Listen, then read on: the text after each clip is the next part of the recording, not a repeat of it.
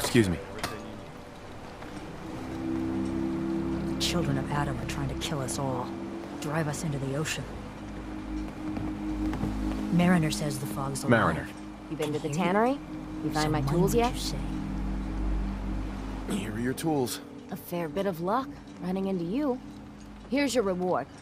Well earned. And now to work on the hull. All manner of good I can do with those tools.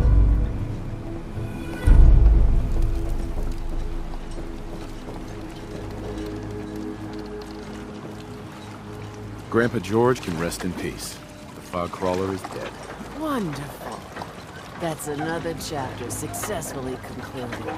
You truly are the heroic Avenger I hoped you were. With that fog crawler gone, we can send some folks up there to get the place ready. That's right. The farm is yours. Your own little piece of the island. It'll take work to get it up and running again, but you'll have help. And here's another 200 caps in gratitude for your service to the great Dalton lineage. Captain Avery was out in those woods. Who else needs to be avenged? I was just about to explain. No, I don't have to tell you that the bonds of blood and family are strong. As strong as any a person can know. But if you ask me, the strongest among them is the bond that exists between two married people. That's why the last part of this tale is the hardest one for me to tell.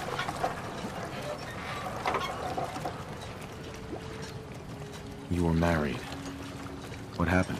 My late husband, Daniel, was the best fisherman this island ever saw. He and his crew had a favorite fishing spot out by Brooks Head Lighthouse. One day, a day I'll never forget. I see Danny's boat pulling up with his crewmen all shouting and carrying on. Turns out some trappers moved into the lighthouse. No doubt because the island told them to. They're all crazier than a bag of mole rats. Their leader was having a little target practice.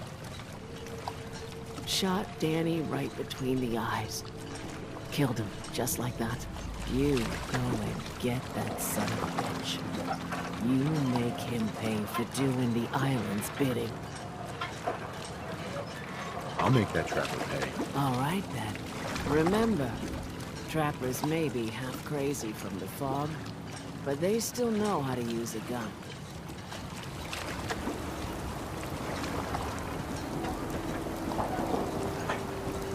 Eat it. Mate shop's got it.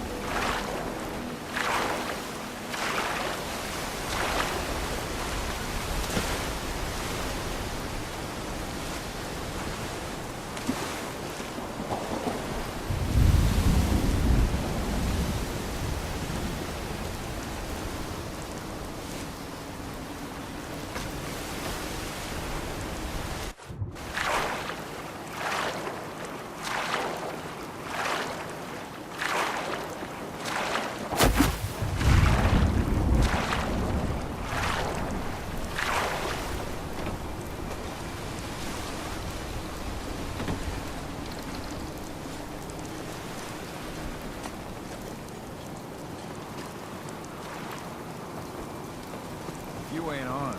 You ain't long for this world. Hey, Mariner. My God. Those tools you found are a joy to work with. It gave me this idea. A cargo freighter founded ages ago, to the south. With a bit of arc welding and some elbow grease, the hull could be reinforced to be sturdy. Fierce. Best to do it soon, before... well, soon. Those trappers at the Azalea have already been dealt with. What? Well, of course you have. Why not? I'll send the work crew over. And once we haul a piece of the ship here, the hull will be a sight to see. Mariner. Those tools you found are a joy to work with. It gave me this idea. A cargo freighter founded ages ago, to the south. With best to do it soon. Those trappers at the Azalea have already been dealt with. What? Well, of course you have. Why not? I'll send the work crew up, and once we haul a piece...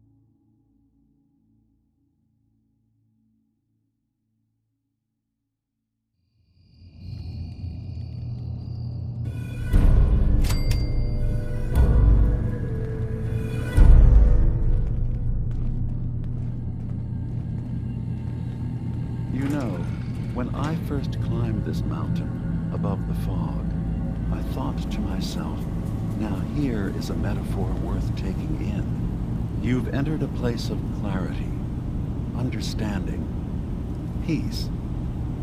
While you're here in Acadia, Synthkind welcomes you as long as you welcome us.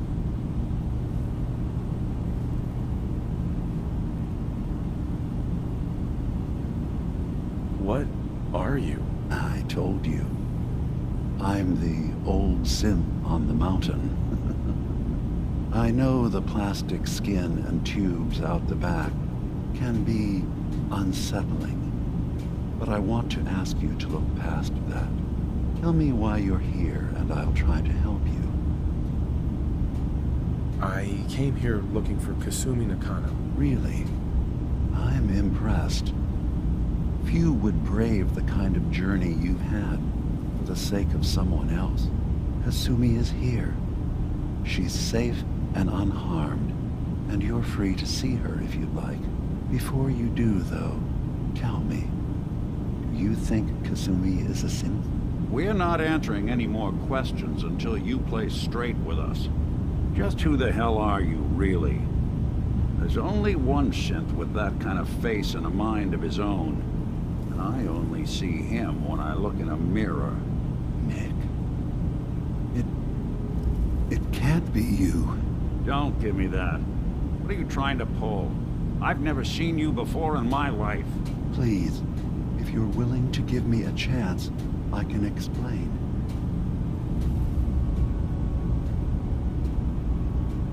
Is this a joke? Do you really know Nick? Let me tell you what I know, and you can judge for yourself. We were prototypes, Nick. The first synths capable of independent thinking and judgment. Keep talking. One of the Institute's experiments had to do with how our brains could process personality. If we could handle individualized feelings and behaviors, I was allowed to develop mine based on experience. But with you, they wanted to try transferring an entire personality into you. It took several attempts before the personality imprint worked. I saw you wake up not knowing who or what you were so many times. I couldn't let them do it to you anymore. We were the only two prototypes they made. I literally saw myself in you. You were my brother, Nick. I helped you escape the Institute. We left together. If I were your brother, I'd remember. That's where you'd be wrong. This happened over a century ago. There's only so much memory that can fit into the prototype brains we have. Ah, I've heard enough. I think you and I need to talk about this. Maybe not now, though.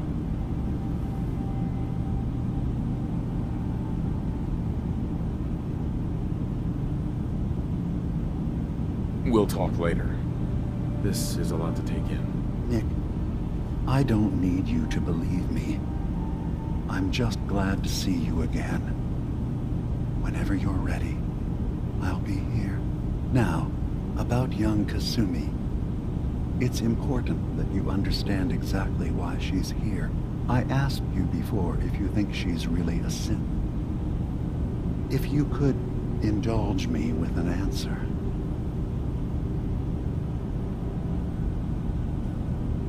Why are you asking? Because she came here with that very question. And the answer changes every part of her world. None of us take this transition lightly. She's facing the possibility of her entire life being a lie. That someone stripped her very identity from her and made her into something she isn't. I want you to understand that before you see her. She has a chance here to live as a synth, not hiding, not pretending to be something else. One more question, if you'll indulge me. You're here for Kasumi, but I suspect there could be another reason you came to us. Tell me, are you a synth?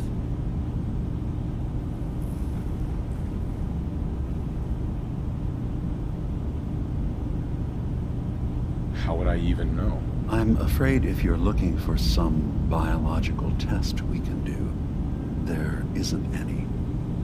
None that aren't fatal. Instead, you have to look for the signs. Holes in someone's memory. Feelings of unexplained isolation. Odd dreams. But ultimately, you have to decide for yourself. What do you believe? Have you ever questioned your humanity? I'm a human being, not a synth. Are you sure? I don't mean to question you, but what's the first memory you have?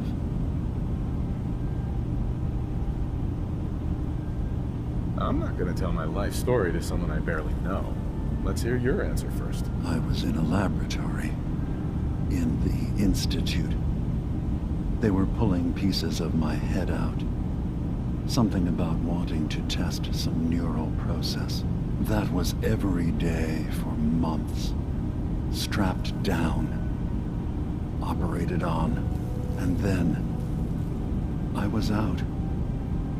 The Institute has fail-safes to strip memories that could identify where they are, how to find them. But I do remember being quite content. I was free. That is my earliest memory. Now,